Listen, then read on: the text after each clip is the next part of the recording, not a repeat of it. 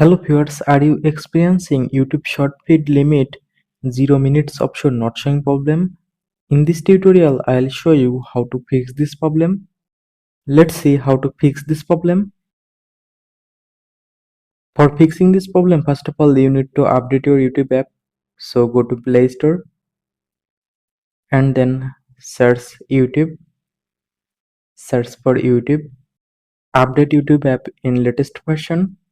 If available any update version. After completing update process, long press on YouTube app. Open YouTube app info. Go to storage option. Clear cache your YouTube storage. Click on clear cache. Go back. Force stop your YouTube app. And then go back to home screen.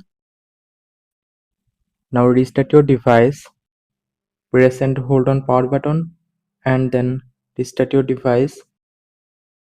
After restart your device, now go to YouTube and check your problem solved successfully.